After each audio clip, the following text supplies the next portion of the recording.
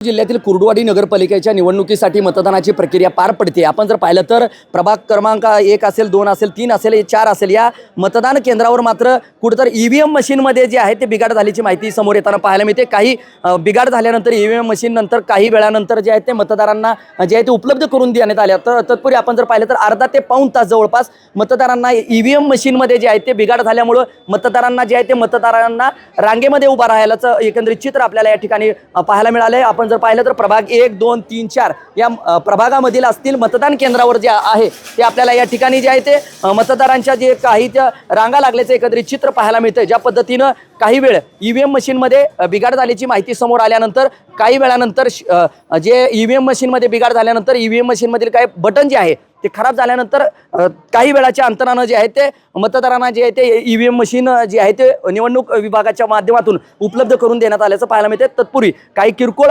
गोष्टी अपवाद वगळता निवडणूक प्रक्रिया कुर्डुवाडीची ती आहे ती शांततेत पार पडताना पाहायला मिळते। तत्पूर्वी निवडणुकीच्या मतदारांचा उत्साह जो आहे तो टक्का जो आहे तो कमी होताना पाहायला मिळतोय। आणि दुसरीकडे या ठिकाणी ईव्हीएम मशीन जे आहे ते 2 ते 3 निवडणुकीच्या केंद्रावर जे आहे ते बंद पडल्याचं एकंदरीत चित्र पाहायला मिळते। काही वेळानंतर मतदारांना ज्या काही अवधीनं जे आहे ते ईव्हीएम मशीन उपलब्ध करून देण्यात आल्याचं पाहायला मिळते। माझे सहकारी कॅमेरा पर्सन शफीक शेख सह मी संदीप शिंदे, TV9 मराठी, कुर्डुवाडी, माडा, सोलापूर।